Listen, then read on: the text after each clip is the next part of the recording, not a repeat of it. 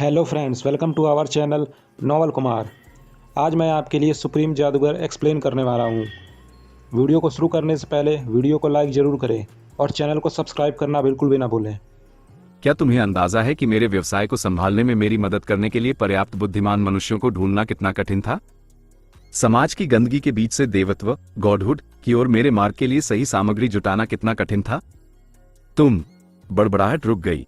अचानक अतिरिक्त गुरुत्वाकर्षण गायब हो गया था और वह अननेचुरल आदमी अपने पेट में एक चुभने वाला दर्द महसूस कर सकता था, साथ ही एक ऐसा एहसास जो उसने अपने जीवन में पहले कभी अनुभव नहीं किया था। मतली वो लत पर चिल्लाया, जबकि अन्य लोग एक रक्षात्मक संरचना, डिफेंसिव फॉर्मेशन बनाते हुए अपने पैरों पर खड़े हो गए थे। लत अभी भी झुका हुआ था।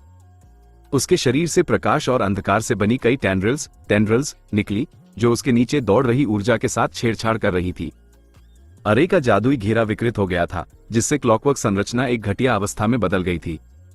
मेरी चिंता मत करो, लत ने एक मासूम मुस्कान के साथ उत्तर दिया। बात करते रहो, मैं वास्तव में तुम्हारे वर्णन में खो गया था। ऐसा लगता है कि तुम सही हो। सोलस उस आदमी के कोर्स में होने वाले परिवर्तनों का अवलोकन करती रही। अरे उसके ब्लैक कोर से जुड़ा हुआ है, जो इसे अरे के अंदर संचित ऊर्जा खिला रहा है। ब्लैक कोर ऊर्जा को अवशोषित और परिष्कृत करता है और फिर उसे सायान वाले को स्थानांतरित कर देता है। यह क्यूमुलेशन का एक कृत्रिम संस्करण है। मेरे निर्माता की कसम, मैं कल्पना नहीं कर सकती कि एक उज्ज्वल सायान को तक पहुंचने के लिए उसने कितने जीवन लिए होंगे। उन लोगों को कैदी रखने का यही एकमात्र संभावित स्पष्टीकरण था। लत ने कंधे उचकाए। उसे गुणवत्तापूर्ण कोर्स की आवश्यकता है, इसीलिए उसने उन्हें खिलाया और ठीक किया। शायद वो उन्हें निचोड़ने से पहले अच्छी तरह से पकाना चाहता था। उसका कितना उपकार है कि उसने मुझे सीधे अपने माना कोर तक का रास्ता दे दिया। एक ड्रैगन के खजाने को छूने की तुम्हारी हिम्मत कैसे हुई? वो अननेचुरल आदमी एक धुंध में बदल गया, लत पर हमला करते हुए और अपने रास्ते में खड़े सभी लोगों को चित्रे चित्रे कर दिया। यूनिट के 3 सदस्य उसे धीमा करने में कामयाब हुए बिना ही मर गए। एक ड्रैगन? उस शब्द और उस आदमी की गति ने लत की पीठ के नीचे एक ठंडी सहरन भेज दी। मैंने सोचा था कि यह सिर्फ कोई संकी है, लेकिन इतना तेज होने के लिए उसे फ्यूजन मैजिक का उपयोग करने में सक्षम होना चाहिए। एक अवेकन को इस उपकरण की आवश्यकता क्यों है? क्या एक ड्रैगन के पास वास्तव में केवल एक सायान कोर हो सकता है?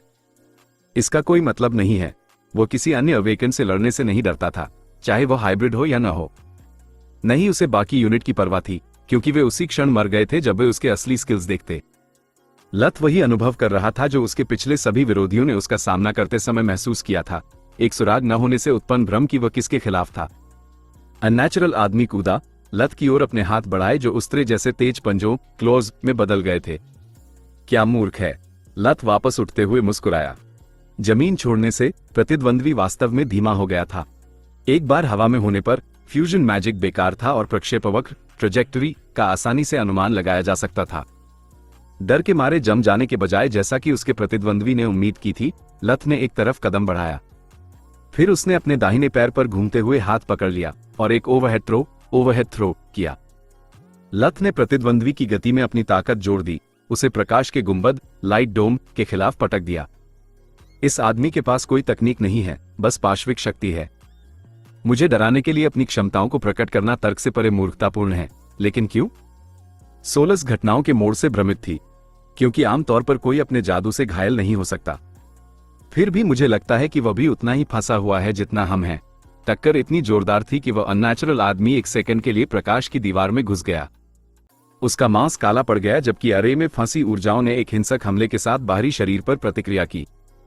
वो अननेचुरल आदमी पीड़ा में चिल्लाया जैसा उसने तब कभी नहीं किया था जब यूनिट ने उन पर अपनी वॉन्ड से टियर 3 मंत्रों की बौछार की थी।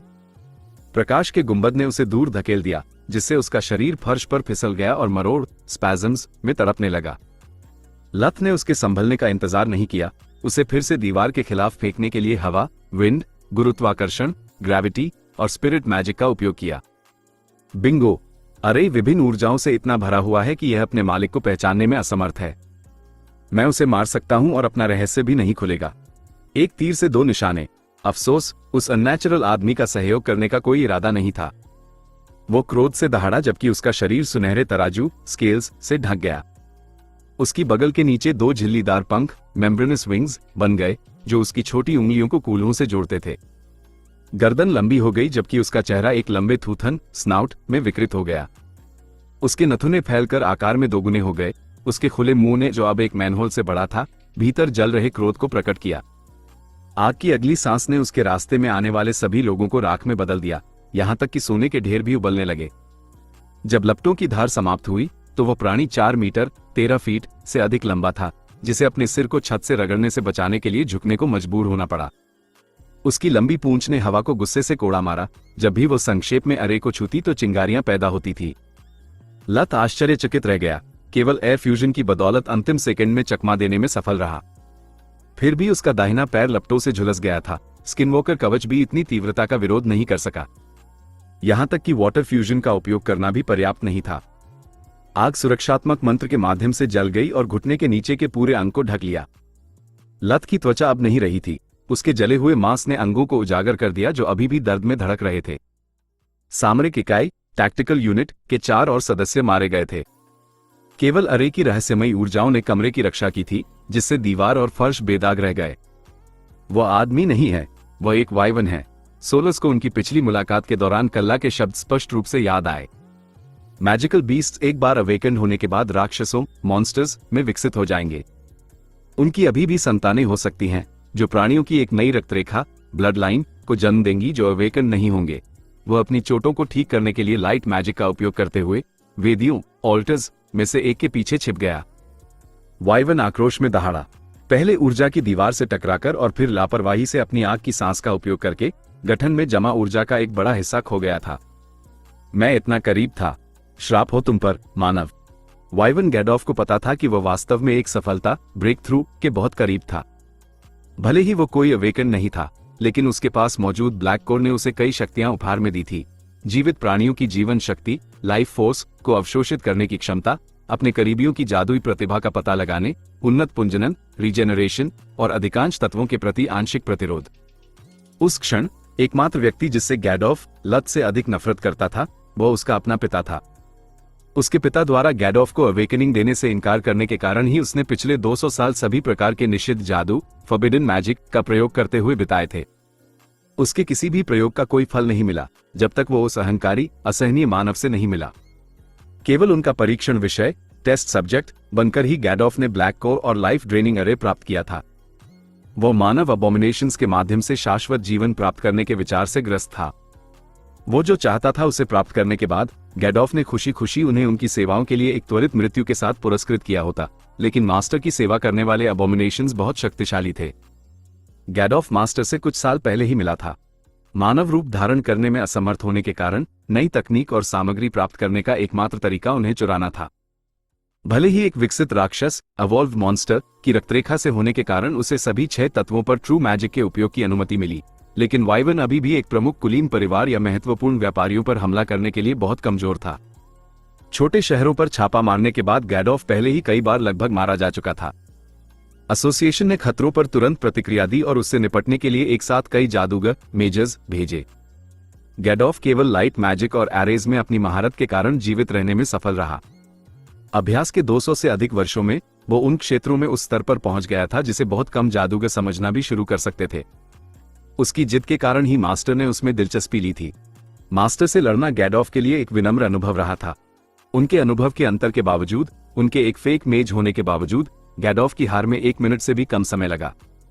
तुम भाग्यशाली हो कि एसोसिएशन ने अब तक तुम्हें प्रायोरिटी सी पर रखा था, मास्टर ने घरघराहट के साथ कहा। लड़ाई संक्षिप्त थी, लेकिन किसी ऐसे व्यक्ति के लिए थका देने वाली थी जिसे उनकी तरह लड़ने की आदत नहीं थी, खासकर इसलिए क्योंकि वे गैडॉफ को जीवित पकड़ना चाहते थे।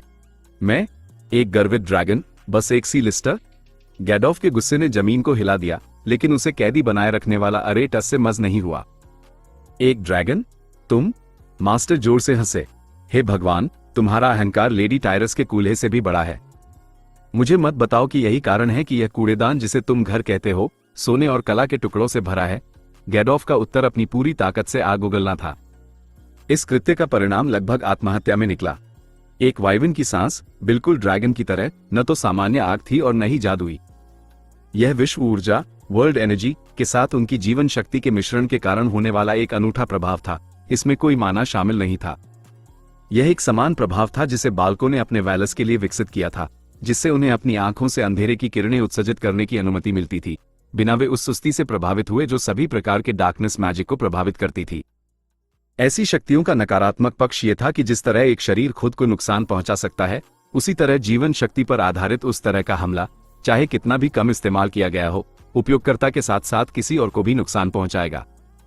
गैडोफ की पीड़ा भरी चीखों ने मास्टर को केवल तब तक हंसाया जब तक कि उनकी आंखों से हंसी के छोटे आंसू नहीं निकल आए। अभिमानी और मूर्ख, यह एक चमत्कार है कि तुम इतनी दूर तक जीवित रहने में सफल रहे। यह एक अच्छी खबर है, लिजी। मास्टर ने केवल सबसे अधिक खपत वाले जादुई क्रिस्टल, मैजिक क्रिस्टल्स, को नए क्रिस्टल से बदल दिया।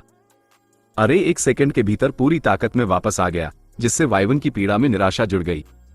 मैं छिपकली लिजर्ड नहीं हूं, वो दहाड़ा। मैं गैडोफ हूं, जेड्रोस प्रथम वाइवन का पुत्र। एक दिन मैं एक ड्रैगन में विकसित हो जाऊंगा और उन सभी पर दावत करूंगा जिन्होंने मुझे नीचा दिखाया। चाहे वो तुम हो या मेरा पिता, तुम्हारा अंत भी उसी तरह होगा, मेरे हाथों जलकर मृत्यु। अच्छी खबर, लिजी। शोर मचाने वाले कैदी को शांत करने के बाद मास्टर ने जारी रखा। यह है कि मेरा मानना है कि मेरी तरह देवता पासा नहीं खेलते। हमारा मिलना तय था। मेरा शोध किसी ऐसे इच्छुक विषय के बिना आगे नहीं बढ़ सकता जो मुझे ट्रू मैजिक का अध्ययन करने की अनुमति दे, ठीक उसी तरह जैसे तुम्हारी दयनीय पिता मुद्दों, डैडी इश्यूज से प्रेरित खोज तुम्हें केवल मार सकती है यदि तुम अपने दम पर काम करना जारी रखते हो। हमारे हित संरेखित हैं। यदि तुम अपना गुस्सा शांत करते हो तो हम एक सौदा कर सकते हैं।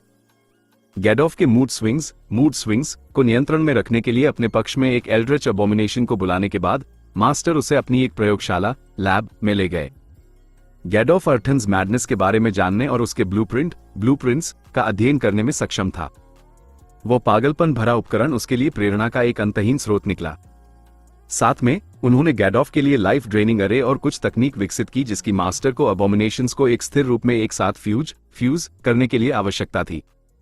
मुझे समझ नहीं आया, मास्टर के एक जीन टैंक में बंद रहते हुए गैडोफ अभी भी अपराध में अपने साथी को सबसे धीमी और दर्दनाक मौत देने के बारे में दिवास्वप्न देखते हुए बात कर सकता था। यदि आप पहले से ही कृत्रिम कोष बनाने में सक्षम हैं, तो आपने अपने लिए एक क्यों नहीं बनाया? गैडोफ एक गर्वित प्राणी था, यहां तक कि एक समान साझेदारी को भी अपमान मानने की हद तक। उसका मानना था कि वह एक शासक पैदा हुआ था, जैसे कि अभिमानी चींटियों को कुचलना उसका जन्मसिद्ध अधिकार था और मास्टर कोई अपवाद नहीं थे। उसे हराकर, उसे उन सभी अपमानजनक परीक्षणों के अधीन करके मास्टर ने 1000 मौतें अर्जित की थीं। अफसोस, जेड्रोस की तरह ही मास्टर अभी उसके लिए बहुत मजबूत थे। गैडोफ केवल इसे सह सकता था और अपने समय का इंतजार कर सकता था। क्योंकि मुझे बीच का रास्ता पसंद नहीं है। हमने तुम्हारे लिए जो तरीका विकसित किया है वो तुम्हें एक अवेकन बना सकता है, लेकिन फिर क्या? तुम थोड़े और शक्तिशाली हो जाओगे, थोड़ा और जीवित रहोगे। मुझे लगता है कि तुम्हारा ड्रैगन बनने का विचार कल्पना के अलावा और कुछ नहीं है। तुम पहले से ही एक वाइवन हो। तुम जैसे अभिमानी व्यक्ति के गार्डियन बनने का विचार ही विचलित करने वाला है। इसके बजाय, यदि मैं सफल होता हूं, तो मैं एक अमर प्राणी बन जाऊंगा जिसकी ताकत की कोई सीमा नहीं होगी और अबोमिनेशंस को परेशान करने वाली कोई भी कमजोरी नहीं होगी। मनुष्यों ने लंबे समय से विकसित होना बंद कर दिया है। अवेकनिंग केवल एक उपशामक देखभाल, पैलिएटिव केयर है। मैं मानव जाति के लिए एक नए स्वर्ण युग की सुबह लाऊंगा।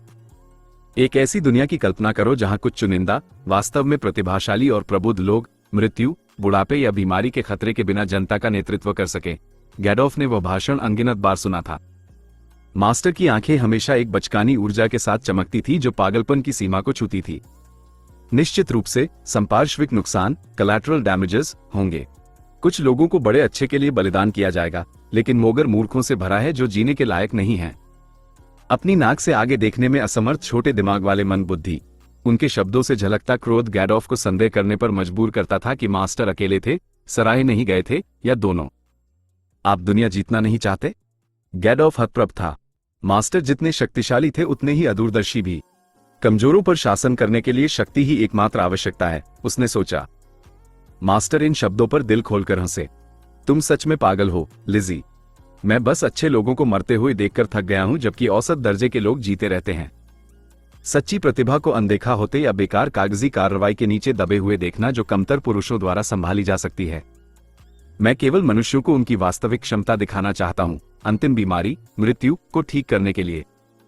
मुझे यकीन है कि उनके नाम के बावजूद अबोमिनेशंस उतने ही प्राकृतिक हैं जितने आप और मैं। वे अगला विकासवादी कदम है। उन्हें बस पूर्ण बनाने की आवश्यकता है।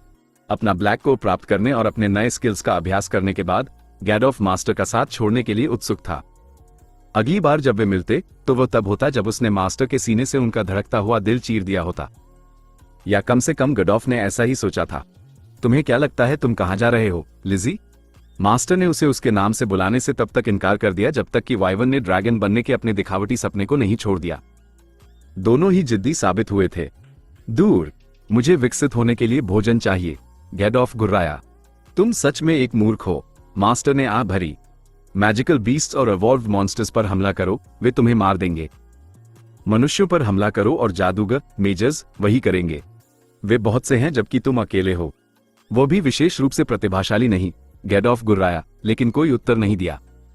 उसने हमेशा मनुष्यों को चुना था क्योंकि वह एवॉल्व्ड मॉन्स्टर्स से मिलने से डरता था। वाइवन ने हमेशा मनुष्यों को सबसे कमजोर कड़ी माना था, फिर भी उनके फेक मेजेस ने उसे कई बार लगभग मार डाला था। मास्टर एक मानव और एक फेक मेज थे, फिर भी उन्होंने अकेले ही उसे हराया था। उन शब्दों ने गैडॉफ के गर्व को गहरा घाव दिया, फिर भी उनकी सच्चाई निर्विवाद थी। इस प्रयोगशाला लैब में पैसा खर्च होता है। तुम्हें शक्ति देने में मुझे बहुत पैसा लगा। ये किसी भाट बार्ड की कहानी नहीं है जहां तुम्हें लेखक की कलम की बदौलत धन मिलता है। यदि तुम अपना भोजन चाहते हो और इससे बच निकलना चाहते हो, यदि तुम अपना सोना चाहते हो, तो तुम्हें इसे कमाना होगा। मास्टर ने उसे सिखाया कि केवल कमजोरों और गरीबों को ही खाना चाहिए, जिनके गायब होने से कोई अलार्म नहीं बजेगा। मास्टर ने गैडॉफ को यह भी दिखाया कि मानव रूप धारण करने के लिए अपनी जीवन शक्ति को कैसे बदला जाए। इसे बॉडी स्कल्प्टिंग कहा जाता था। अंत में मास्टर ने उसे आपराधिक अंडरवर्ल्ड, क्रिमिनल अंडरवर्ल्ड से परिचित कराया। गैडॉफ जैसा कोई व्यक्ति जो अपने एरेस की बदौलत एक साथ सैकड़ों किलोमीटर पार करने वाले अवैध वॉर्प गेट्स खोलने में सक्षम था, लोगों और तस्करी के माल को ले जाने में सक्षम था, वह पैसा बनाने वाली मशीन था।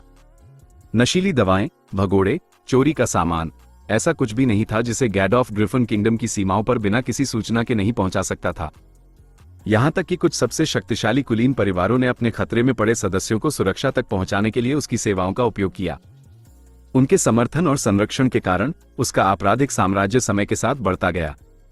उसकी गतिविधियों के बारे में रिपोर्ट को लगातार दबाया जाता था, या यदि उन्हें छिपाना असंभव होता तो कम करके दिखाया जाता था। कभी कभी मानव समाज की प्रमुख हस्तियां कैप्टन याना जैसे अति उत्साही अधिकारियों से छुटकारा पाने के लिए या क्राउन की नजरों से दूर अपनी शिकायतों को निपटाने के लिए उसका उपयोग करती थी, जैसा कि लत के मामले में हुआ था। याना की फांसी पहले से ही निर्धारित थी, लत की बस सोने पर सुहागा थी। एक तीर से दो कीटों को मारने का अवसर। गैडॉफ को भोजन चाहिए था, उन्हें एक हत्यारा चाहिए था। ये दोनों पक्षों के लिए जीत की स्थिति, विन विन सिचुएशन थी। वाइवन ने खुशी खुशी ऐसे उपकारों का आनंद लिया। उसे भोजन के लिए शक्तिशाली जादूगर, मेजर्स और साथ में बड़ी रकम मिलती थी। एकमात्र कड़वा नोट यह था कि उसका आधा मुनाफा मास्टर की जेब में चला जाता था, उनके शोध को वित्तपोषित फंड करने के लिए। यदि उस जोंक लीच के लिए नहीं होता तो मैंने पहले ही एक ड्रैगन के योग्य खजाना प्राप्त कर लिया होता। गैडॉफ को साझा करना नापसंद था, लेकिन मास्टर ने उसे कड़ी लगाम पर रखा था। जबकि गैडॉफ अपने नुकसान का आकलन कर रहा था, अपने खजाने को उबलते हुए और अपने अनमोल फर्नीचर को राख में बदलते हुए देख रहा था, लत अपनी चरम स्थिति, पीक कंडीशन में वापस आ गया था। मदद, रीइंफोर्समेंट्स आखिर कहां हैं? उसे कोई अंदाजा नहीं था कि जिन्हें उनकी सहायता के लिए भेजा गया था वे वाइवन के लिए कोई खतरा नहीं थे, नहीं उन्हें गलत पते पर भेजा गया था। कौन बचा है? धुएं और लपटों के बीच लत के लिए देखना मुश्किल था। एयर मैजिक की बदौलत सांस लेना कोई समस्या नहीं थी। तुम, रेड, कैप्टन, सार्जेंट और यूनिट के केवल 2 ऑरेंज कोर वाले सदस्य। मुझे संदेह है कि वाइवन ने इसे जानबूझकर किया है, सोलस ने उत्तर दिया। कोई बड़ी बात नहीं शर्लॉक, हम उसका पूरा भोजन फुल कोर्स होने चाहिए। सब कुछ झोंक देने का समय, गो ऑल आउट आ गया है। लत के पास वास्तव में कई हमले की योजनाएं थी, लेकिन कोई भी उसकी पसंद की नहीं थी। वाइवन उससे बड़ा और मजबूत था। आग की सांस और पूंछ जिसके सिरे पर पंजे जैसा हिस्सा था के बीच लत इस मैच के अन्याय पर शाप देने के लिए प्रलोभित हुआ। लत ने सोलस की अंगूठी पर ध्यान केंद्रित किया, इसे तब तक बढ़ाया जब तक कि इसने उसके पूरे दाहिने हाथ को कवर नहीं कर लिया। अब ये पत्थर के दस्ताने, गॉन्टलेट जैसा लग रहा था। फिर उसने अपनी उपस्थिति को रद्द करने के लिए डार्कनेस मैजिक और धुएं को गाढ़ा करते हुए फैलाने के लिए फायर मैजिक का उपयोग किया। लाइफ विजन की बदौलत लत धुएं के माध्यम से आसानी से गैडॉफ को देख सकता था और प्रहार करने के क्षण की प्रतीक्षा करते हुए उसके चारों ओर चक्कर लगा सकता था। वाइवन अपने शिकार की तलाश में हवा सूंघते हुए अपना सिर घुमाता रहा। अरे ने उसकी माना धारणा, परसेप्शन में बाधा डाली। गैडोफ को यकीन था कि उसने सही लोगों को जीवित छोड़ दिया है, लेकिन वह उनके सटीक स्थान का पता नहीं लगा सका। उसने कई बार आग बुझाने और धुएं को साफ करने की कोशिश की, लेकिन कोई उसका विरोध कर रहा था। मैं अपना रास्ता जबरदस्ती बना सकता था, लेकिन ये किसी प्रकार का जाल हो सकता है। उसने जो प्रतिरोध महसूस किया उसने जलते हुए वातावरण पर नियंत्रण बनाए रखने को इच्छाशक्ति की रस्साक्षी टग ऑफ वॉर बना दिया। प्रबल होने के लिए गैडोफ को ध्यान केंद्रित करने की आवश्यकता थी। मैं ज्यादा सोच रहा हूं। मुझे कुछ कमजोर मनुष्यों से डरने की कोई जरूरत नहीं है। लत ने धुएं पर अपनी पकड़ कमजोर होते महसूस की और उस पर मुस्कुराया। वो कोई अवेकन नहीं है, अन्यथा धुआं उसकी इंद्रियों में बाधा नहीं डालता। अंत में एक अच्छी खबर, जैसे ही हवा साफ हुई, लत ने हमला किया। वो वाइवन की खुली पीठ की ओर बढ़ा, उसके हाथ बिजली से धड़क रहे थे। गैडोफ के पास सदियों का युद्ध अनुभव था। जैसे ही उसने हवा में ओजोन के निशान सूंघे, उसने एयर फ्यूजन के साथ अपनी सजगता रिफ्लेक्सेस को बढ़ाते हुए प्रतिक्रिया की। उसकी पूंछ लत की ओर लपकी। लत ने अंतिम सेकंड में गेटकीपर बास्टर्ड स्वॉर्ड निकाला, खुद को फायर, एयर और वाटर फ्यूजन के साथ सशक्त बनाया। तलवार के प्रकट होने ने गैडोफ को आश्चर्यचकित कर दिया, जबकि लत की गति ने उसे सदमे में डाल दिया। वो बहुत तेज था। तलवार उसके तराजू, स्केल्स, मांस और हड्डियों को ऐसे काट रही थी जैसे गर्म चाकू मक्खन को काटता है। जब गैडोफ पूंछ को पीछे खींचने में कामयाब हुआ, तब तक उसका आधा हिस्सा फर्श को गंदा कर चुका था। मेरी पूंछ, कैसे, क्यों? आमतौर पर लत बात नहीं करता था, क्योंकि यह कोई लड़ाई नहीं है। यह सिर्फ एक और ऑपरेटिंग रूम है। उसने गेटकीपर को डार्कनेस मैजिक से ओतप्रोत किया, पूंछ के टुकड़ों को फिर से काट दिया। और मैं हीलर हूं। लत ने अपनी तलवार से वाइवन को ताना मारा, जबकि मांस नंगी आंखों से दिखाई देने वाली गति से सड़ गया। श्राप हो तुम पर। गैडोफ आक्रोश में चार्ज हुआ। उसका खून गुस्से से उबल रहा था और उसे जीवित आग के कवच से ढक रहा था। रेड और टीम के जीवित सदस्य अपनी आंखों पर विश्वास नहीं कर सके। जो हो रहा था उसका कोई मतलब नहीं था। फिर भी लत के अगले कदम ने इन सबको पीछे छोड़ दिया। बचपन में प्रोटेक्टर के साथ अपनी पहली और एकमात्र गंभीर लड़ाई से लित ने एक महत्वपूर्ण सबक सीखा था। चाहे वो ट्रोन वुड्स के राजाओं में से एक का सामना कर रहा हो, किसी अबोमिनेशन, एक विकसित राक्षस, एवॉल्व्ड मॉन्स्टर, या किसी वालर का, उसने हमेशा उस सबक का पालन किया और कभी भी अपने गर्व को अपनी आंखों पर पट्टी नहीं बांधने दी। बढ़ी हुई शारीरिक शक्ति और हालिया सफलताओं, ब्रेक थ्रूज के बाद आए बदलावों के बावजूद लित ने खुद को कभी यह भूलने नहीं दिया कि वो केवल एक इंसान है। ऐसे दुश्मन भी थे जिनके क्रोध और जंगलीपन का वो मुकाबला नहीं कर सकता था, चाहे वो कितना भी चाहे। अपने गुस्से की मांग के अनुसार आंख बंद करके हमला करने के बजाय, जैसा कि उसका प्रतिद्वंद्वी कर रहा था, लित ने अपना दिमाग ठंडा रखा, जबकि उसका माना कोर शक्ति से जल रहा था। उसे चतुराई से खेलना था। अपने प्रतिद्वंद्वी की ताकत को तब तक कम करना था जब तक कि पासा पलट न जाए। गैडोफ अपने पूरे जीवन में इतना क्रोधित कभी नहीं हुआ था। उसने एक साधारण मानव शावक को खुद को अपंग करने की अनुमति दी थी। अब जब उसका मांस सड़ चुका था, तो उन टुकड़ों को फिर से जोड़ना असंभव था। उसके पास एकमात्र विकल्प उन्हें दोबारा उगाना था। यही वो सटीक कारण था जिसके लिए लित ने ऐसा किया था। वो मुझसे तेज और ताकतवर है, लेकिन पूंछ के बिना उसका संतुलन पूरी तरह बिगड़ गया है। चाहे वह अपनी ऊर्जा बचाना पसंद करे और बत्तख की तरह डगमगाए, या खुद को ठीक करे और अपने भंडार को खत्म कर दे, किसी भी तरह से वो मारा जाएगा। गैडोफ अपनी पूंछ के बिना और इतने सीमित स्थान में उड़ने के लिए अभ्यस्त नहीं था। अपना संतुलन बनाए रखने के लिए उसने कई बार अपने शरीर को मरोड़ा, जिससे वह एरे के किनारों को छू गया और उसके परिणाम विनाशकारी हुए। हर बार जब एरे और उसे घेरे हुए विनाशकारी मंत्र आपस में टकराते, तो दोनों अपनी शक्ति का हिस्सा खो देते और दर्द की लहरें वाइवन के शरीर में समा जाती। लित ने कुछ कदमों से उसके हमले को आसानी से चकमा दे दिया। जब बायां पंख उससे कुछ सेंटीमीटर की दूरी से गुजरा, तो उसने दोनों हाथों से वार किया। तलवार की धार बांह की हल्की हड्डी को काटते हुए पंख को वाइवन के कूल्हे तक चीरती चली गई। वो छोटी सी उड़ान एक गिरावट में बदल गई और वो वेदियों से टकराते हुए फिर से सुरक्षा घेरे बैरियर में जा गिरा। लित और यूनिट के जीवित सदस्य, यहां तक कि रेड भी गैडोफ को जितना हो सके उतनी देर तक वहीं रोके रखने के लिए अपनी पूरी ताकत लगा रहे थे। गैडोफ पीड़ा में था। उसकी बाईं भुजा उस अंधकार जादू, डार्कनेस मैजिक से भस्म हो रही थी जिसे लित ने अपनी तलवार की धार में समाहित किया था, और उसकी पीठ बारबेक्यू पर भुने हुए स्टेक की तरह झुलस रही थी। शारीरिक दर्द ने उसे उसके गुस्से से बाहर निकाला। वाइवन फिर से स्पष्ट रूप से सोचने लगा। तलवार वाले बच्चे को फिर से कुछ मूर्खतापूर्ण करने का इंतजार करते देख गैडोफ ने एक गहरी सांस ली। लित एक और आग के हमले की उम्मीद में पास की वेदी के पीछे लुढ़क गया। गार्डोफ ने इसके बजाय अपने पंख में प्रकाश जादू लाइट मैजिक प्रवाहित किया, जिससे अंधेरी ऊर्जा खत्म हो गई और उसका अंग ठीक हो गया। इंसान, मैंने तुम्हें कम आंकना बंद कर दिया है। अहंकारी लहजे के बावजूद गार्डोफ को अपनी जीत की उम्मीद कम लग रही थी। उसका शरीर एरे के बंधन के भीतर मुस्तैदी से घूमने के लिए बहुत विशाल था। फिर भी उसने अपने मानव रूप में लौटने की हिम्मत नहीं की। टीयर 3 और उससे नीचे के मंत्र उसकी त्वचा को मुश्किल से भेद सकते थे। उसके शल्कों स्केल्स को नुकसान पहुंचाना तो दूर की बात थी, लेकिन वो तलवार एक अलग ही मामला थी। उसका मानव रूप ऐसी शक्तिशाली हथियार के 2 वार भी नहीं सह पाएगा। ये बच्चा एक इंसान के हिसाब से बहुत तेज है। क्या वो मेरी तरह हो सकता है? भेष बदलकर? जब गार्डोफ विचारों में खोया था, तभी उसके पेट पर एक और वार हुआ। लित फिर से एरे के साथ छेड़छाड़ कर रहा था, उसकी ऊर्जा और उसके साथ वाइवन को भी जहरीला बना रहा था। गार्डोफ ने उसे मन ही मन कोसा और बर्फ के भालों की बौछार बुनते हुए एरे पर फिर से नियंत्रण हासिल किया। लित ने गेटकीपर में अग्नि सम्लन फायर फ्यूजन प्रवाहित किया, जिससे वो खुद को लपटों के घेरे में ले लिया, जिसने बर्फ को भाप में बदल दिया। गार्डोफ ने लालच के साथ तलवार की ओर देखा, फिर लित के पीछे ब्लिंक किया और अपने मुंह से आग की एक नई धारा छोड़ी। ओह, धिक्कार है! लित ने मन ही मन कोसा, यह महसूस करते हुए कि प्रतिद्वंद्वी न केवल आयामी जादू का उपयोग कर सकता है, बल्कि वास्तविक आयामी जादू ट्रू डायमेंशनल मैजिक का भी उपयोग कर सकता है। लित को अपनी मांसपेशियों की प्रतिक्रियाओं को दबाते हुए अपने दांत पीसने पड़े। उसका एकमात्र विकल्प चकमा देना था, फिर भी वह स्थिर रहा। उसके पैर जमीन से चिपक गए थे। लित ने खुद को एक पैर उठाने में भी असमर्थ पाया। एरे की ऊर्जा एक पट्टे लीश की तरह उसके चारों ओर लिपटी हुई थी, जिससे उसकी हरकतें रुक गई थी। एक बार मुझे मूर्ख बनाया, शर्म की बात है। दूसरी बार मूर्ख बनाया तो धिक्कार है मुझ पर। एरे मेरा है, तुम अकेले नहीं हो जो इसे अपनी मर्जी से मोड़ सकते हो।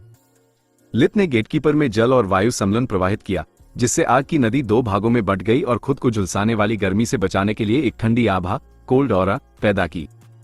फिर भी वो उनके स्रोत के बहुत करीब था और वाइवन की सांस बहुत गहरी थी। उन लपटों ने पहले उसकी आभा और फिर उसके कवच को तोड़ दिया, जिससे उसकी त्वचा पर हजारों सफेद गर्म सुइयों की तरह चुभन होने लगी। लित के बाल जलने लगे।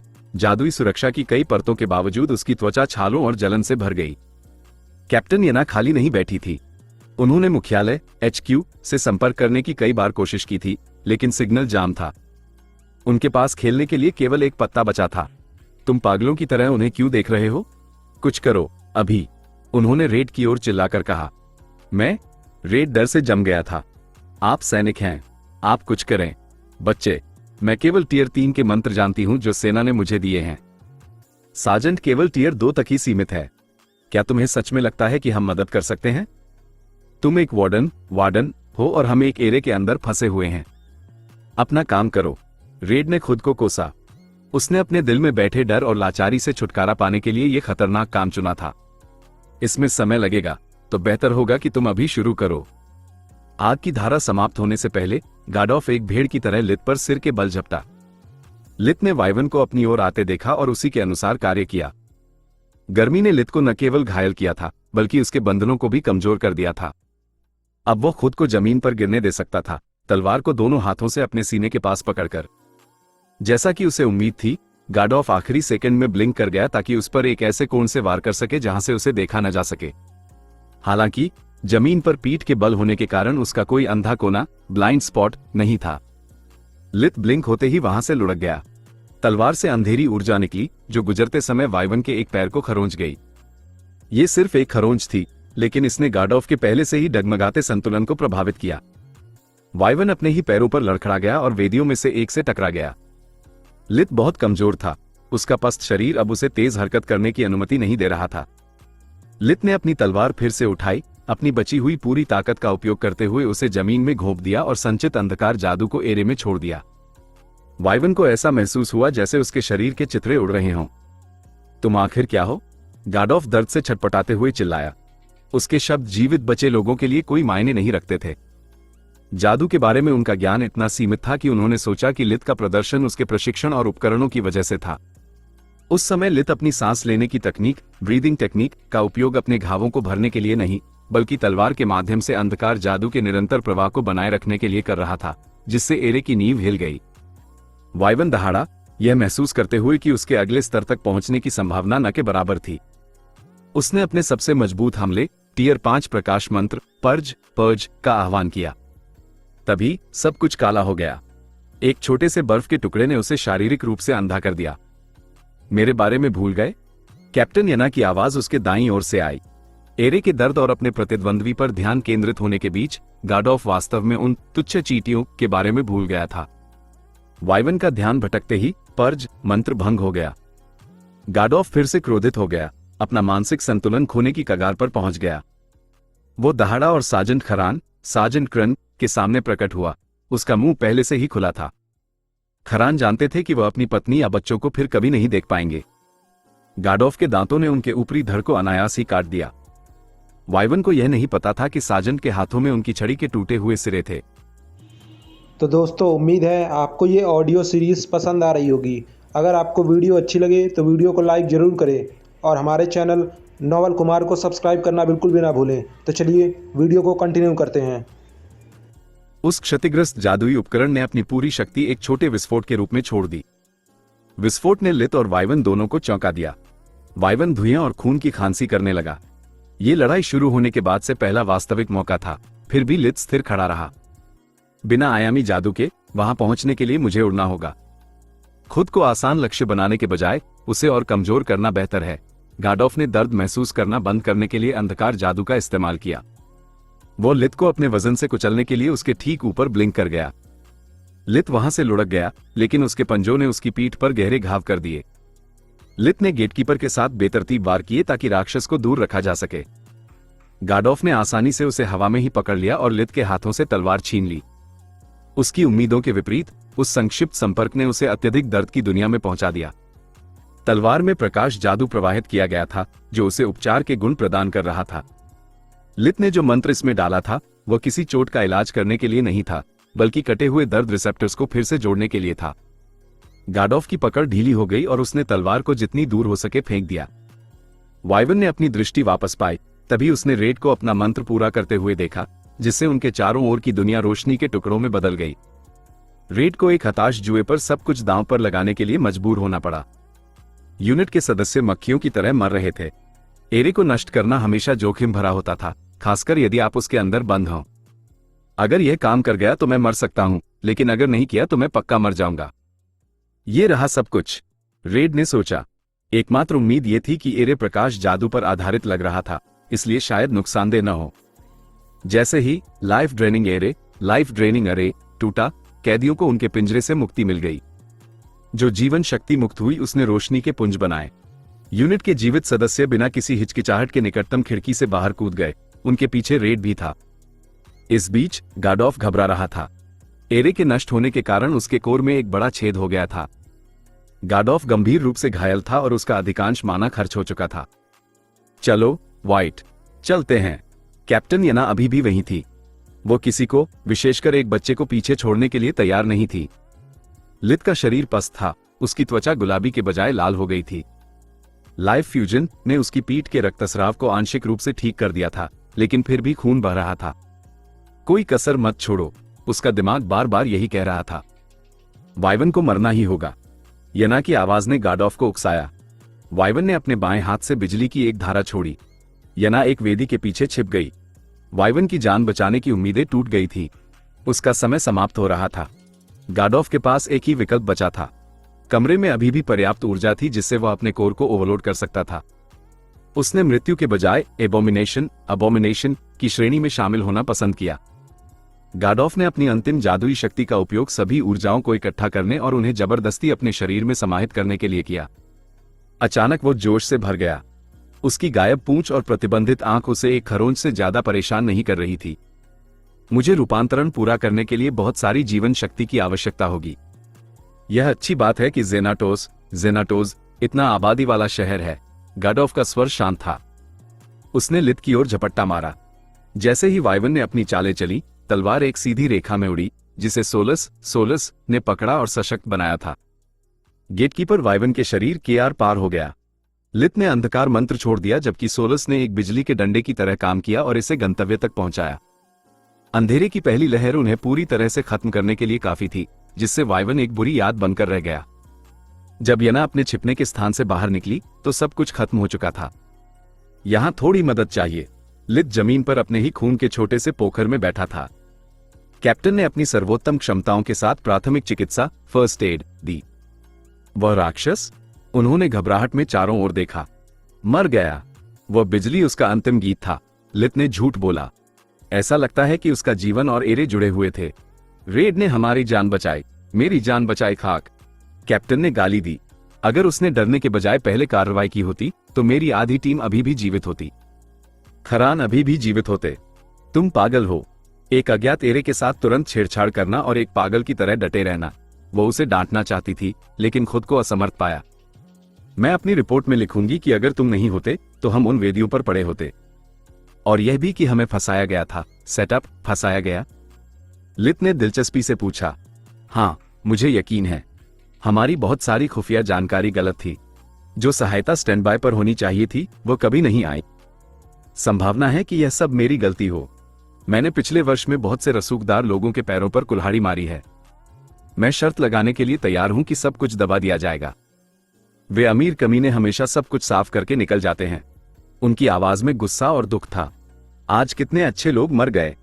मैं उनके परिवारों से क्या कहूंगी?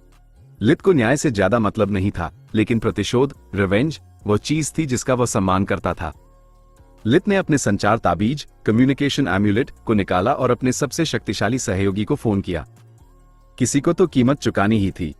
शाही कांस्टेबल जिनी एरनास लित का कॉल देखकर हैरान थी। तुम्हें क्या हुआ?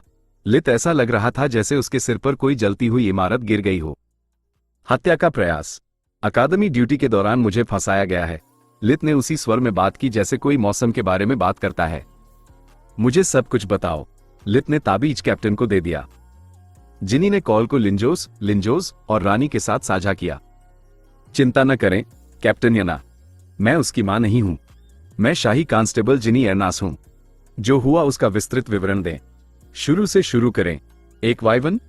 लिंजोस सदमे में थे। रानी केवल मनोरंजन महसूस कर रही थी। आपके क्या आदेश हैं महामहिम? जिनी ने पूछा। पुलिस स्टेशन जाओ, सभी से गहन पूछताछ करो। पता लगाओ कि इस हमले के पीछे कौन है। रानी सिल्फा, क्वीन सिल्फा, सोच रही थी कि वो जादूगर कितना मूल्यवान हो सकता है जिसने पहले वेलर और फिर एक विकसित राक्षस का सामना किया और जीवित रहा। जिनी ने पूछा। एक बार जब मैं उन्हें ढूंढ लूं? उनके घरों की तलाशी लो, उनसे बहुत गहन पूछताछ करो और जब तुम उनके साथ निपट लो तो उन सभी को मार डालो। रानी के मन में एक ही जवाब आया, अनमोल। कुछ ऐसा जो धीमा और दिखावटी हो। मैं ये संदेश देना चाहती हूं कि क्राउन के साथ खिलवाड़ नहीं किया जाना चाहिए। उनके परिवारों की सारी संपत्ति छीन लो। पीड़ितों के परिवारों को उचित मुआवजा मिलना सुनिश्चित करो। खैर, सिर्फ 1 घंटे के काम के लिए बुरा नहीं है, लित ने सोचा जब वो व्हाइट ग्रिफॉन अकादमी वापस आ गया। अगली कक्षा शुरू होने में अभी 1 घंटा और कुछ समय बाकी था। योजना ने जादू की तरह काम किया, सोलस ने खुशी से सोचा। यह पहली बार था जब उसने किसी को मारा था, फिर भी उसे इसकी कोई परवाह नहीं थी। स्किनवॉकर आर्मर में अस्तित्व से ज्यादा छेद थे, लेकिन यह पूरी तरह से कार्यात्मक था। समस्या यह थी कि इसे सुधारने, रिपेयरिंग के लिए समय या माना की आवश्यकता थी। अफसोस, लत के पास दोनों की कमी थी। भाग्यवश वॉप गेट ने उसे सीधे जेनाटोस से लिंजोस के कार्यालय में पहुंचा दिया, जहां मनोहर, वास्टर और मात उसका इंतजार कर रहे थे। मात वहां उसके घावों को भरने के लिए था, जबकि वास्टर उसकी जीवन शक्ति, लाइफ फोर्स को फिर से भर रहा था। मनोहर जिज्ञासावश उपस्थित था। उसे वाइवन और उसके रहस्यमय अरे की कहानी काफी आकर्षक लग रही थी। लत ने उन्हें घटनाओं की जानकारी दी, लाइफ ड्रेनिंग स्पेल की प्रकृति के बारे में उनके सभी सवालों का जवाब दिया और सावधानी बरती कि उसकी असलियत उजागर न हो। आकर्षक। मनोहर ने हर विवरण को ऐसे सुना जैसे वे उसके प्रिय के मधुर शब्द हों। वाइवन्स को सूडो ड्रैगन्स या लेसर ड्रैगन्स के रूप में भी जाना जाता है। उनके सामने कभी भी इन शब्दों का प्रयोग न करें। वे इसे एक नस्लीय अपमान मानते हैं, ठीक लिजर्ड शब्द की तरह। वाह! वस्तोर ने मनोहर के बचकाने उत्साह का उपहास उड़ाया। मुझे अभी तक एक भी ड्रैगन मिलना बाकी है, और अगर वे अस्तित्व में हैं भी तो भी वे लिजर्ड्स ही होंगे। एक वाइवन तो और भी बुरा है, वो सिर्फ एक लिजी है। एक क्या? लथ ने पूछा। इसका अर्थ है हीन भावना, इंफीरियोरिटी कॉम्प्लेक्स वाली एक लिजर्ड, माथ ने समझाया। यह वो तरीका है जिससे हम क्वींस कॉर्प्स के सदस्य वाइवन्स को संदर्भित करते हैं जब वे सुनने की सीमा के भीतर नहीं होते हैं। रुको, आप क्वींस कॉर्प्स के सदस्य हैं? लथ हक्का बक्का रह गया। वास्टर एक योद्धा के बजाय एक रसोइया जैसा दिखता था। माथ काफी हद तक उसके हाई स्कूल के शिक्षकों में से एक जैसा दिखता था। जहां तक मनोहर की बात थी, वो मनोहर था। ये कल्पना करना ही एक अमानवीय कार्य था कि कोई नियमित रूप से उसे गला घोंटने का अवसर दिए बिना उसके साथ लड़ने को तैयार होगा। हम हैं। मेरे अच्छी तरह से पोषित बाहरी हिस्से के कारण मुझे कम मत समझो। वस्तोर ने बात पर जोर देने के लिए अपने बड़े पेट को थपथपाया। हर एलिमेंट घातक है। ये सब उपयोगकर्ता पर निर्भर करता है। इसके अलावा कोई भी इतना पागल नहीं है जो एक ट्रू हीलर के बिना लड़ाई में जाए। जब आप पर्याप्त लड़ाइयों का अनुभव कर लेते हैं, भले ही आप पूरी तरह से एक नौसिखिया रुकी के रूप में शुरू करें, आप रास्ते में कुछ तरकीबें सीखने के लिए बाध्य हैं।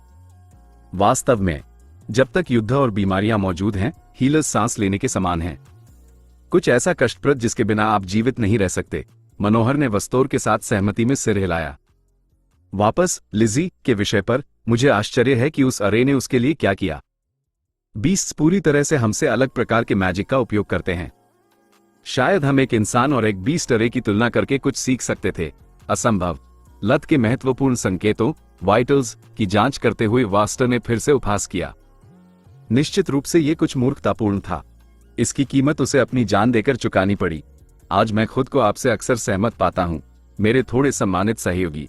मनोहर ने फिर से सिर हिलाया। वास्टर ने अनजाने अपमान को शालीनता से स्वीकार किया। झुंझलाहट में अपने नथुने को बमुश्किल हिलाया। तुम कैसा महसूस कर रहे हो? माथ ने अभी अभी उसके बाल दोबारा उगाना समाप्त किया था। थका हुआ, लथ ने उत्तर दिया। कहने की जरूरत नहीं है, लथ। वास्टर ने उसे अपने फटे कपड़ों के ऊपर पहनने के लिए एक अस्पताल का गाउन दिया। बॉडी स्कल्पटिंग का पहला पार्ट एक सरप्राइज होगा, लेकिन फिर भी तुम्हें माना की आवश्यकता है। चलो अस्पताल चलते हैं और तुम्हारे लिए एक बिस्तर ढूंढते हैं। तुम तब तक आराम कर सकते हो जब तक तुम्हारे साथी अपने कामों से वापस नहीं आ जाते। एक वॉप स्टेप्स उन्हें गंतव्य तक ले आया। मुझे तुम पर वास्तव में गर्व है। यह आश्चर्यजनक है कि एक ही वर्ष में तुम एक मेज के रूप में कितने बढ़ गए हो, वास्टर ने कहा जब लथ वीआईपी विंग के बिस्तरों में से एक के अंदर खुद को समेट रहा था। फिर भी मैं तुम्हें एक बिन मांगी सलाह देने के लिए मजबूर महसूस करता हूं। सुर्खियों में रहना अच्छा लगता है, मैं इसे बहुत अच्छी तरह जानता हूं। हालांकि कभी कभी लो प्रोफाइल बनाए रखना बेहतर होता है, अन्यथा गलत तरह के लोग तुम में दिलचस्पी लेंगे। उस मोड़ पर हीलर बनना एक शौक बन जाएगा। सबसे अच्छी स्थिति में एक कवर स्टोरी, छोटा हो या बड़ा, ऐसा कोई देश नहीं है जो लगातार एक हाई मास्टर की तलाश में न हो। वास्टर ने गहरी सांस ली। उसकी आंखें फोकस से बाहर हो गईं। लत की बढ़ी हुई वृत्ति, इंस्टिंक्ट, महसूस कर सकती थी कि प्रोफेसर बुरी यादों से अभिभूत हो रहे थे। ग्रिफिन किंगडम उन्हें इसी नाम से बुलाता है। वास्टर ने लत की उसके अतीत के बारे में जिज्ञासा को अज्ञात शब्द के बारे में भ्रम समझ लिया। गोगन एम्पायर रावेजर शब्द पसंद करता है, जबकि ब्लड डेजर्ट उन्हें स्टार किलर कहता है। नाम कोई भी हो, वे सब एक ही हैं। बैच के साथ सामूहिक हत्यारे, मास मर्डरर्स। मुझे लगा था कि वॉर मेजर्स और वार्डन्स एक सेना की असली रीढ़ होते हैं। वे हैं। वास्टर ने सिर हिलाया। हाईमास्टर्स शायद ही कभी युद्ध में भाग लेते हैं। ये बहुत जोखिम भरा है। वे या तो इसे शुरू करते हैं या खत्म करते हैं। दोनों पुरुषों के बीच एक लंबा सन्नाटा छा गया, जबकि लत प्रोफेसर के शब्दों पर विचार कर रहा था। इस बार तुम्हारे पास कोई विकल्प नहीं था, लेकिन अगली बार जब तुम किसी पार्टी में शामिल हो तो इतना दिखावा न करें, अन्यथा जब तुम मेरी उम्र के हो जाओगे तो तुम्हें बहुत पछतावा होगा। वस्तोर ने बिस्तर के चारों ओर के पर्दे बंद कर दिए, जिससे लित को छाया और गोपनीयता मिली। वह आश्चर्य से भरा आदमी है, सोलस ने कहा। वास्तव में असली सवाल यह है, क्या वह मेरे भविष्य के बारे में चिंतित है या इस बात से कि कोई मुझे उससे पहले रिक्रूट न कर ले? मुफ्त भोजन जैसी कोई चीज नहीं होती। तुम्हारी पैरानोया निराशाजनक है। सोलस ने मुंह बनाया। क्या तुम एक बार के लिए किसी की दयालुता को उसके अंकित मूल्य, फेस वैल्यू पर स्वीकार नहीं कर सकते? मेरी पैरानोया उन कारणों में से एक है कि मैं अभी भी जीवित हूं। उस दिन जो कुछ भी हुआ था, उसके बाद सोलस के पास उसके तर्क को खंडन करने के लिए कोई दलील नहीं थी। जब पहले घंटे गोंग ने लत को जगाया तो स्किनवॉकर आर्मर को हुई अधिकांश क्षति ठीक हो गई थी। अपनी ताकत वापस पाने के लिए इन्विगरेशन का उपयोग करते समय उसे अंतिम रूप देने के लिए थोड़ा माना लगा। उसका शरीर उत्तम स्थिति में था, लेकिन उसका दिमाग अभी भी सुस्त था। स्किनवॉकर आर्मर की आत्म मरम्मत की गति यूनिफॉर्म की तुलना में बहुत अधिक है, फिर भी यह पर्याप्त नहीं है। बेहतर होगा कि मैं अपने माना का कम से कम आधा हिस्सा बहाल कर लूं। पाठ कितना भी सरल क्यों न हो, मैं पूरे समय सिरदर्द नहीं सहना चाहता। प्रोफेसर वास्टर छात्रों के आने के लिए अस्पताल के प्रवेश द्वार पर प्रतीक्षा कर रहे थे। वो उन्हें एक छोटी प्रयोगशाला के अंदर ले गए, जिसे कक्षा के रूप में उपयोग करने के लिए पुनर्गठित किया गया था। इसमें 16 डेस्क थे, प्रत्येक पर एक सीलबंद मछली का टैंक, फिश टैंक, था। छात्रों के अपना स्थान लेने के बाद वस्तुर ने अपनी उंगलियां चटकाईं। टैंकों के अंदर अब वो था जो केक के आकार का जेलेटिन प्रतीत होता था। वे सभी एक समान थे, प्रत्येक एक पारभासी रंगीन द्रव्यमान था जिसमें कोई विशिष्ट विशेषता नहीं थी। केवल जब केक इधर उधर हिलने लगे, मछली के टैंकों से बाहर निकलने का रास्ता खोजने लगे, तब कुछ युवाओं को एहसास हुआ कि उनके सामने क्या था। क्या यह एक स्लाइम है? यूरियल ने उस चीज की ओर इशारा करते हुए पूछा जो धीरे धीरे कांच पर चढ़ रही थी, जब तक कि वो टैंक के ऊपर से उल्टा नहीं लटक गई।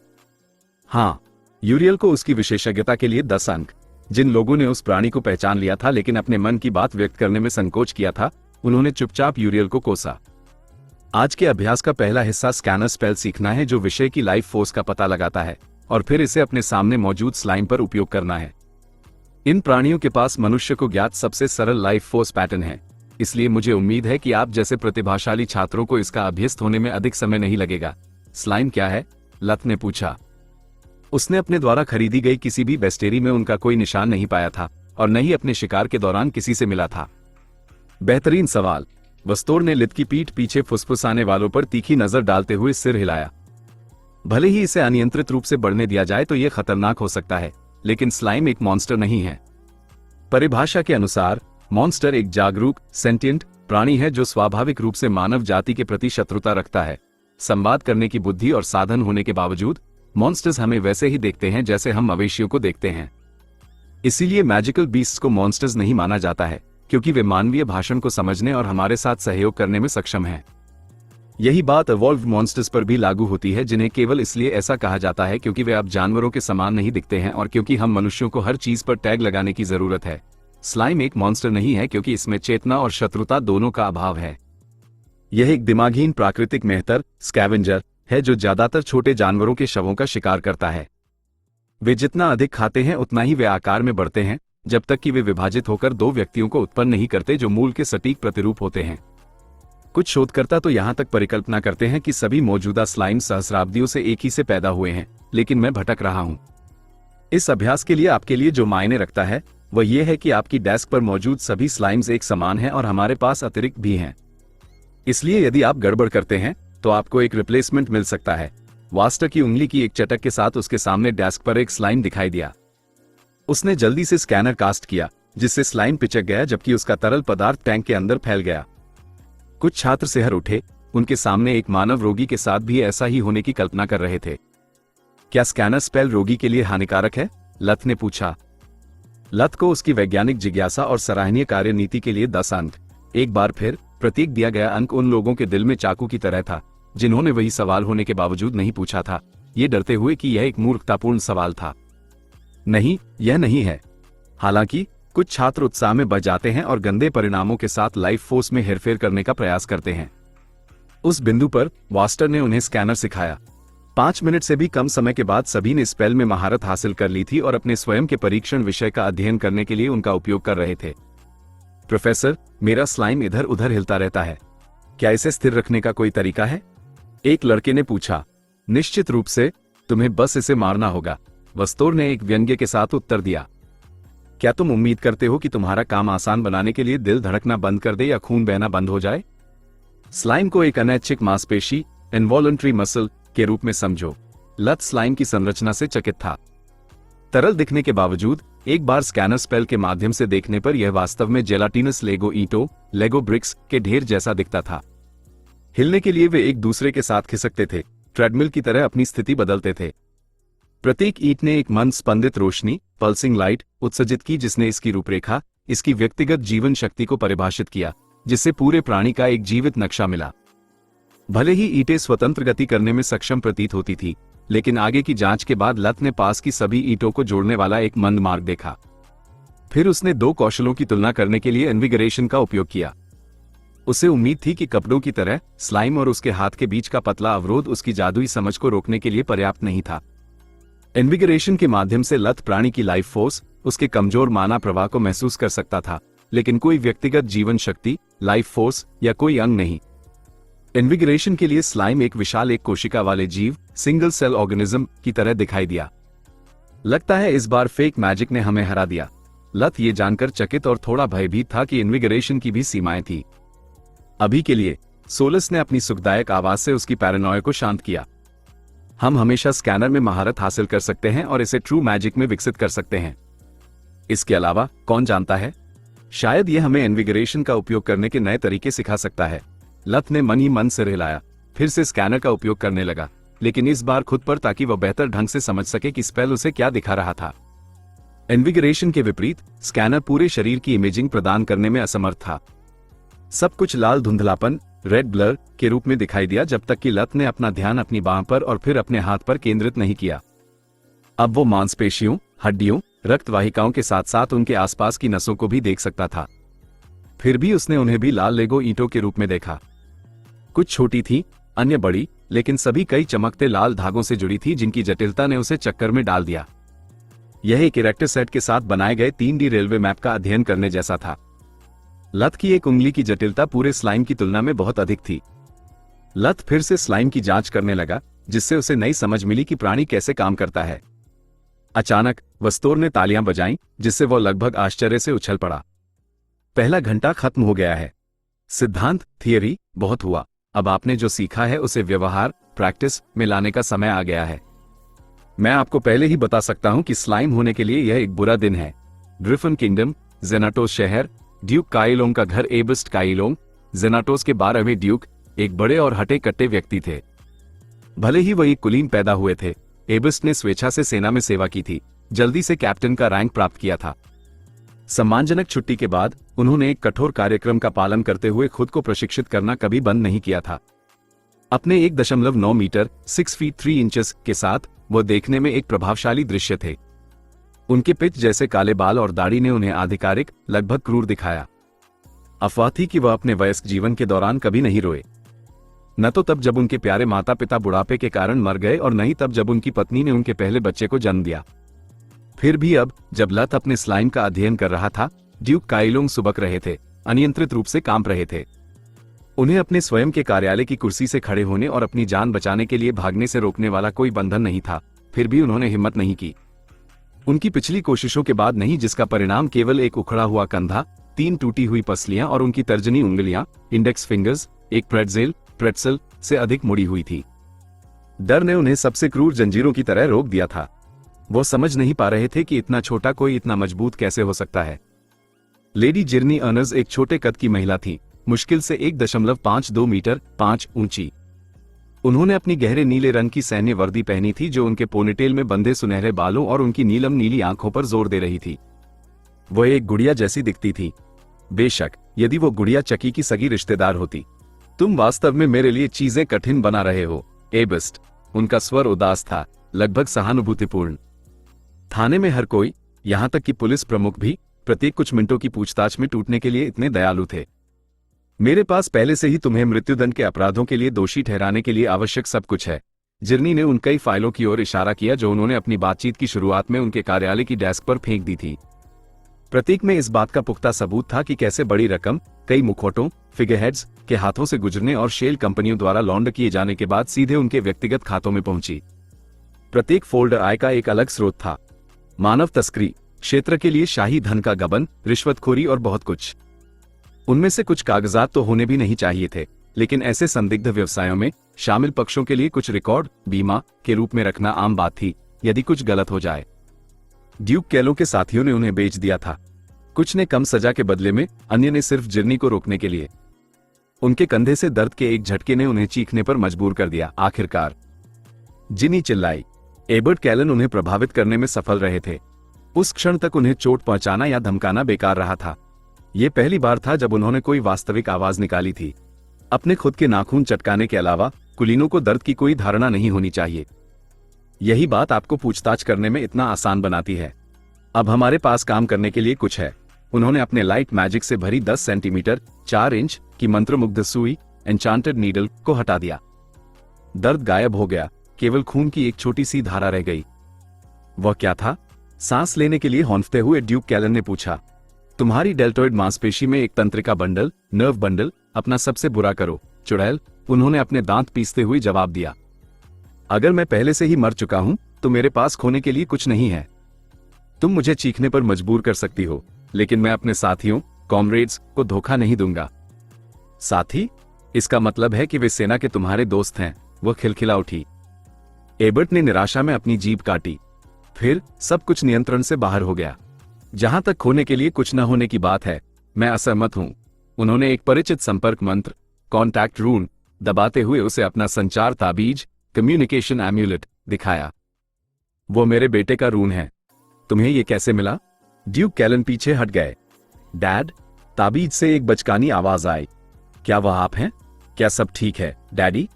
जिनी ने दूसरी बार रून दबाया और कॉल समाप्त कर दिया। तुम अब बात कर सकते हो, या मैं तुम्हारे बेटे को हमारे अगले सत्र का दर्शक बना सकती हूं। यह सब तुम पर निर्भर है। वो धीरे से मुस्कुराई, इस बात से वाकिफ थी कि उसका शिकार घातक रूप से घायल हो गया था। तुम एक राक्षस हो। एबर्ट गुस्से से कूद पड़े और उन्हें पकड़ने की कोशिश की। उन्होंने अपने महत्वपूर्ण अंगों की रक्षा के लिए अपनी इकलौती बांह ऊपर रखी, जैसा कि सेना ने उन्हें सिखाया था। जवाब में जिनी ने एक निचली किक, लो किक, मारी। उनके बूट के स्टील के पंजे ने उनके बाएं घुटने के किनारे पर प्रहार किया, जिससे एबर्ट का संतुलन और घुटने का जोड़ एक साथ चकनाचूर हो गया। इससे पहले कि वह जमीन पर गिर पाते, उन्होंने ड्यूक कैलन की नाक पर सिर से वार, हेडबट किया और उन्हें वापस कुर्सी पर गिरा दिया। उनका दाहिना हाथ सांप की तरह घूमा, उनकी तर्जनी और मध्यमा उंगली से गर्दन के पीछे एक तंत्रिका, नर्व, पर प्रहार किया। दर्द एक शॉकवेव की तरह लगा, जिससे एबर्ट एक सेकंड के लिए अपने टूटे हुए जोड़ के बारे में भूल गए। एबर्ट, मुझे कुछ ऐसा बताना शुरू करो जो मैं नहीं जानती, अन्यथा मैं तुम्हें दिखाऊंगी कि असली राक्षस क्या होता है। White Griffin academy. उसी क्षण प्रत्येक डेस्क पर एक दूसरा सीलबंद मछली का टैंक दिखाई दिया। पहली नजर में उनमें कोई अंतर नहीं था, और न ही उनके निवासियों के बीच। पहला स्लाइम एक स्वस्थ है, दूसरा तुम्हारा रोगी है। हम प्रोफेसर्स ने उनकी लाइफ फोर्सेस को बदल दिया है और उनके शरीर में विसंगतियां, एनोमलीज, पैदा की हैं। आप पहले स्लाइम का उपयोग आधार रेखा, बेसलाइन, के रूप में यह पता लगाने के लिए करेंगे कि दूसरे में क्या गलत है और समझेंगे कि आप इसे कैसे ठीक करने जा रहे हैं। वास्तोर ने समझाया। यह वही तरीका है जिसका उपयोग मैंने मां को ठीक करने के लिए किया था। लित चकित था कि टियर 5 मैजिक ट्रू मैजिक से कितना मिलता जुलता था। एक साथ कई हाथ खड़े हो गए। वास्तोर ने फ्रिया की ओर इशारा किया और उसे बात करने की अनुमति दी। प्रोफेसर, पहले आपने आसानी से एक स्लाइम को मार दिया था। क्या इस स्पेल का कोई युद्ध अनुप्रयोग, कॉम्बैट एप्लीकेशन है? नहीं। वास्तोर ने सिर हिलाया। मैं ऐसा करने में कामयाब रहा क्योंकि सभी स्लाइम्स एक समान हैं। मुझे अब हेर फेर करने का तरीका जानने के लिए उनकी लाइफ फोर्स को देखने की भी आवश्यकता नहीं है। प्रतिद्वंद्वी के खिलाफ इसका उपयोग करने के लिए मुझे उन्हें इतनी देर तक स्थिर रहने की आवश्यकता होगी कि मैं उनकी लाइफ फोर्स को समझ सकूं। उस पूरे समय के दौरान मैं अधिक सामान्य स्पेल्स का उपयोग करके उन्हें सैकड़ों बार मार सकता हूं। अब बोलने की बारी क्विला की थी। प्रोफेसर, क्या हमें वास्तव में यकीन है कि वे दिमागहीन जीव हैं? यह अभ्यास क्रूर लगता है। दिमागहीन? हाँ, मैं तुम्हें उस बारे में आश्वस्त कर सकता हूं। उनके पास न दिमाग है और न ही याददाश्त, बस वृत्ति, इंस्टिंक्ट्स। यह अनगिनत प्रयोगों द्वारा सिद्ध किया जा चुका है। हालांकि मैं तुमसे झूठ नहीं बोलूंगा, वे अभी भी जीवित प्राणी हैं, इसलिए वे दर्द महसूस करते हैं। जब आप उनके जीवन के साथ खेलते हैं तो इसे याद रखें। कुछ छात्र सिहर उठे। उन्होंने अनजाने में टैंकों से एक कदम पीछे ले लिया। कोई तुम्हें यहां रहने के लिए मजबूर नहीं करता, कोई तुम्हें हीलर बनने के लिए मजबूर नहीं करता। वास्तोर ने आ भरी। टियर 5 हीलिंग मैजिक अत्यंत नाजुक है। इसे केवल परीक्षण और त्रुटि, ट्रायल एंड एरर प्रक्रिया के माध्यम से ही सीखा जा सकता है। हम स्लाइम्स के साथ शुरू करते हैं क्योंकि उनके साथ व्यवहार करना आसान है, लेकिन इसलिए भी क्योंकि वे खुद को मजबूत करने के लिए एकदम सही प्रारंभिक बिंदु हैं। उनकी कोई आंखें नहीं हैं, कोई मुंह नहीं है, कोई स्वर नहीं है। ऐसा कुछ भी नहीं जो आपको उनके साथ सहानुभूति रखने के लिए मजबूर कर सके। फिर हम छोटे जानवरों, बड़े जानवरों और अंत में मनुष्यों पर जाएंगे। यदि तुम अब संकोच करते हो तो तुम किसी को कैसे ठीक कर पाओगे? इंसान? हमारे पास रोगी होंगे?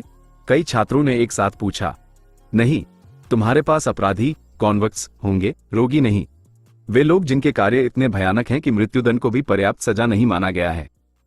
वे लोग जिनकी कोई परवाह नहीं करता और जिनका मर जाना ही बेहतर होगा, लेकिन फिर भी वे लोग हैं। उपस्थित कई लोगों ने थूक का एक घूंट निगला। उन्होंने एक दूसरे की ओर देखा, सोच रहे थे कि क्या किया जाए। कुछ ने तो अपने करियर के बारे में पहली बार अनिश्चित होकर दरवाजे की ओर भी देखा। क्या तुम निर्दोषों पर अभ्यास करना पसंद करोगे? किसी को भी मारने के लिए जो तुम्हारी मदद मांगने के लिए काफी मूर्ख हो, जब तक कि तुम ठीक से बॉडी स्कल्पटिंग करना न सीख जाओ? यदि यह तुम्हारी अंतरात्मा को सुकून दे सकता है तो वे अपराधी वैसे भी कई घंटों की यातना के बाद मर जाते।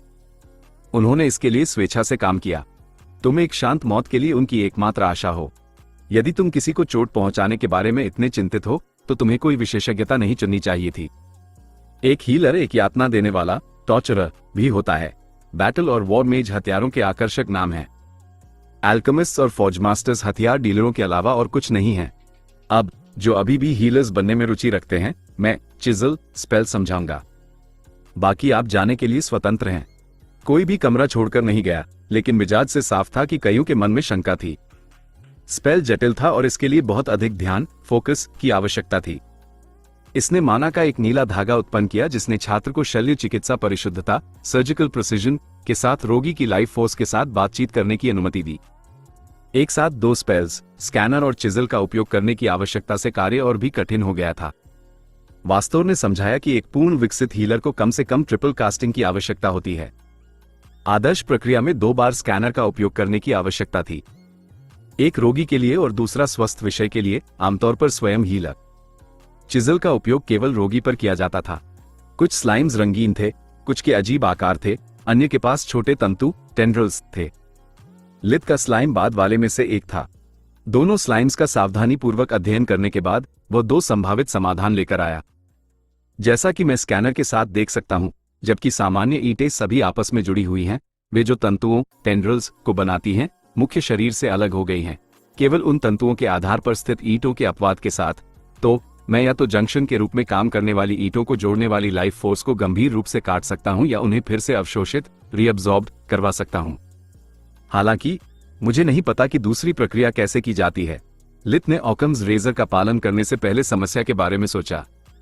सबसे सरल व्याख्या आमतौर पर सही होती है। पहली विधि विच्छेदन एम्प्यूटेशन के समान थी, जिसकी वास्तव ने पहले पाठ के दौरान कठोर आलोचना की थी। ये रोगी के लिए दर्दनाक और व्यर्थ होने वाला था, इसलिए लिथ ने निष्कर्ष निकाला कि यह गलत समाधान था।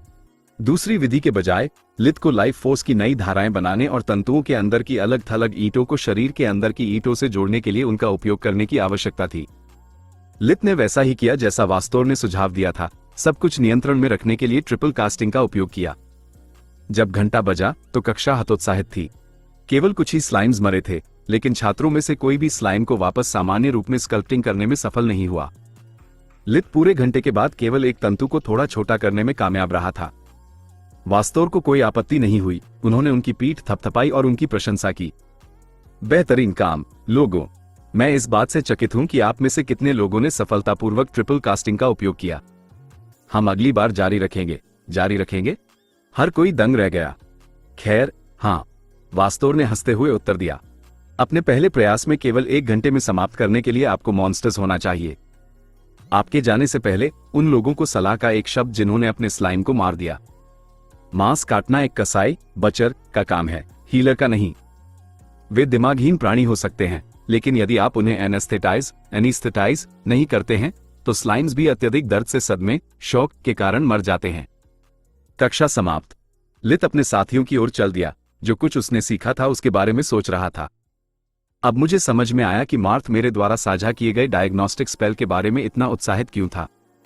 स्कैनर बड़ी बारीकी से लाइफ फोर्स को महसूस करने में सक्षम है, लेकिन यह वास्तविक शरीर के बारे में कोई जानकारी नहीं देता है।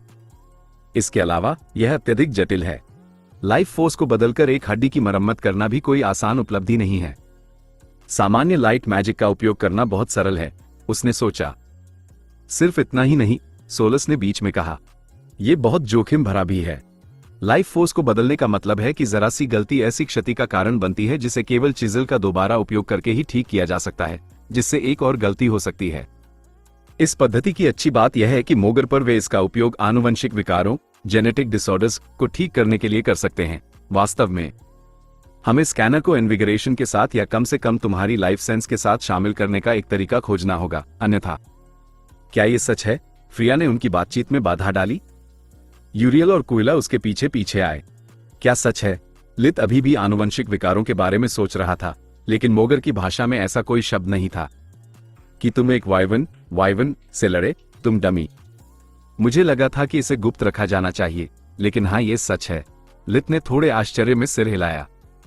यह एक रहस्य तब है जब सेना में, मेज एसोसिएशन में या किसी महत्वपूर्ण परिवार में तुम्हारा कोई रिश्तेदार ना हो। फ्रिया ने उसकी मासूमियत पर उपहास किया। और क्या यदि हम में से अधिकांश के विपरीत तुम एसोसिएशन के लिए क्लर्क के रूप में काम नहीं कर रहे हो। कुइला ने इशारा किया। ये सबसे अधिक अंक देने वाला दूसरा उपलब्ध कर्तव्य था। ये शून्य जोखिम के साथ आता था, दस्तावेजों के पहाड़ के नीचे बोरियत से मरने के अलावा। जेनाटोज में जो हुआ उसने कागजी कार्रवाई का पहाड़ खड़ा कर दिया। मुझे संदेह है कि इस समय किसी भी अकादमी का कोई छात्र इसके बारे में नहीं जानता है। कागजी कार्रवाई की किसे परवाह है? यूरियल और मजेदार खबरें चाहता था। एक वाइवन कैसा दिखता है? क्या वो मजबूत था? तुमने आखिरकार कैसे जीवित बचा लिया? रिपोर्ट में ज्यादा कुछ नहीं कहा गया। तुम्हें हमें सब कुछ बताना होगा। लित उन्हें इतना उत्साहित देखकर एक ही समय में खुश और नाराज था। खुश इसलिए क्योंकि बालकोर के हमले के बाद माहौल भारी हो गया था। चीजों को धीरे धीरे सामान्य होने में पूरी सर्दियों की छुट्टी लग गई। नाराज इसलिए क्योंकि यह उसकी जान थी जिसके बारे में वे ऐसे बात कर रहे थे जैसे कि यह कोई रियलिटी शो हो। वो प्रभावशाली था, दुश्मन हो या न हो। लित ने गेडॉफ के बारे में एक व्यक्ति के बजाय एक वस्तु के रूप में बोलने से इनकार कर दिया। उसने उसी सम्मान का उपयोग किया जो वह अपने लिए या सोलस के लिए चाहता, यदि उनकी असली प्रकृति कभी उजागर हुई। एक वाइवन, भगवान का शुक्र है कि तुम ठीक हो। जैसे ही वे लाइट मैजिक विभाग से बाहर निकले, फ्लोरिया ने उसे कसकर गले लगा लिया और उसे जमीन से कुछ सेंटीमीटर ऊपर उठा लिया। मैं तुम्हें अपनी मां से इसके बारे में सुनने के लिए मारने जा रही हूं, न कि तुमसे। उसके शब्दों के विपरीत आलिंगन कोमल था और उसकी आवाज गर्मजोशी से भरी थी। मैं तुम्हें तुम्हारी कम्युनिटी सर्विस के दौरान परेशान नहीं करना चाहता था। उसने कोई झूठ तैयार नहीं किया था, इसलिए लित ने सच बोला। तुम मेरी जान और मेरी कम्युनिटी सर्विस को एक ही प्राथमिकता के स्तर पर कैसे रख सकते हो? फ्लोरिया स्तब्ध थी। क्या तुमने कम से कम अपने माता पिता को फोन किया? उसने उसे नीचे उतारा। मैं क्यों करूंगा? उसके सवाल उसे समझ में नहीं आ रहे थे। क्या तुम मुझसे कह रहे हो कि तुम लगभग पक गए थे, कट गए थे, और फिर भी तुम्हें किसी को फोन करने की जरूरत महसूस नहीं हुई? जीवित रहने की खुशी साझा करने के लिए एक मित्रवत आवाज सुनने की? गंभीरता से, तुम्हारे साथ क्या गलत है? अब उसकी आवाज और शब्द एक लय में थे। लित एक सेकंड के लिए जम गया। ये सब सच था। अपनी जान की उपेक्षा जो उसने पृथ्वी पर रहने के बाद से महसूस की थी और मोगर पर जो कुछ भी हुआ था, उसके बीच मौत के करीब का अनुभव उसे बस एक सोमवार की तरह महसूस हुआ। यह एहसास परेशान करने वाला था। मैंने कभी अपने दिमाग में थोड़ा पागल होने का रहस्य नहीं बनाया। लित ने तर्जनी उंगली से अपनी कनपटी को थपथपाया। तो क्या तुम चाहती हो कि मैं उन चीजों की सूची बनाऊं जो मेरे साथ कालानुक्रमिक, क्रोनोलॉजिकल या वर्णानुक्रम, अल्फाबेटिकल क्रम में गलत हैं? समूह फ्लोरिया की कीमत पर खूब हंसा। वह अकेली थी जिसे मजाक मजेदार नहीं लगा। बिल्कुल नहीं। उसने अपनी आंखें बंद करके अपनी नाक पिंच की और शांत होने की कोशिश की। ठीक है, अब मुझे शुरुआत से अपने दिन के बारे में सब कुछ बताओ। मुझे यह जानने की जरूरत है कि यह कितना बुरा है। जब वे कैंटीन की ओर चले, लित ने उनके साथ पूरी कहानी साझा की। हाउस अर्नस, उसी क्षण लेडी अर्नास दोपहर के भोजन के लिए ठीक समय पर घर पहुंचने में सफल रहीं। भले ही उनके कर्तव्यों ने उन्हें दिन के अधिकांश समय अलग रखा, वो और ओरियन हमेशा अपना भोजन एक साथ करने की कोशिश करते थे। यह उनके लिए आराम करने और अपने दैनिक बोझ को उतारने का एक तरीका था। जिनी को जेनाटोज में अभी भी बहुत कुछ करना था। कैलन के आत्मसमर्पण करने के बाद उसने उसे उस सुबह की घटनाओं में शामिल सभी खिलाड़ियों के नाम दिए थे और साथ ही उन पर मौजूद सारा काला चिट्ठा, डर्ट, भी दिया था। अंडरवर्ल्ड में कुलीन अपराधियों के बीच कोई सम्मान नहीं था। किसी प्रतिद्वंद्वी से छुटकारा पाने का सबसे अच्छा तरीका हमेशा गुप्त सूचना, अनोनिमस टिप, के लिए पर्याप्त सबूत होने तक आपत्तिजनक साक्ष्य एकत्र करना रहा था।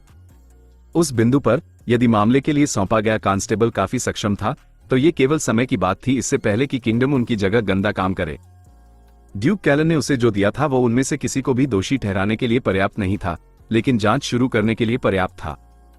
रॉयल कांस्टेबल के सामने कबूलनामा कम सजा के लिए मोलभाव करने की अनुमति तब तक नहीं देता था जब तक कि वो सबूतों से समर्थित न हो। यही एक और कारण था कि इतने सारे लोग अपने प्रतिद्वंद्वियों के बारे में जानकारी एकत्र करते थे। ये बुरे दिनों के लिए हथियार और ढाल दोनों था। अब जब उसने जांच की एक शाखा पूरी कर ली थी, तो उसके पास जो था उससे उसे नई शाखा खोलनी थी। एक डोमिनो की तरह जिनी को छोटे टुकड़ों को नीचे गिराना था, जब तक कि उसके पास बड़े टुकड़ों को भी गिराने के लिए पर्याप्त न हो जाए। उस खेल में केवल एक ही नियम था, पैसे का पीछा करो। जबकि सत्ता के खेल एक संकेत या हाथ मिलाने के साथ समाप्त हो सकते थे, बड़ी रकम को हिलाने से हमेशा एक निशान छूट जाता था। ऐसे निशानों का पीछा करना जिनी अर्नास की विशेषता थी, निश्चित रूप से पूछताछ के अलावा। वो ये जानकर हैरान थी कि ओरियन ने मुख्य व्यंजन, मेन डिश, तैयार किया था। खाना बनाना एक शौक था जिसे वो तब अपनाते थे जब कोई चीज उन्हें परेशान कर रही होती थी। क्या आज तुम्हारे साथ भी कुछ हुआ, प्रिया? ओरियन एक अच्छे रसोइया थे। ये घटनाओं का समय था जो उन्हें चिंतित कर रहा था। हकीकत में हाँ, आज से मैं नाइट्स गार्ड के सदस्य के रूप में अपने सभी कर्तव्यों से मुक्त हूँ। आज की वीडियो बस यही तक थी। मिलते हैं अगले वीडियो में। तब तक के लिए bye bye, tata, take care.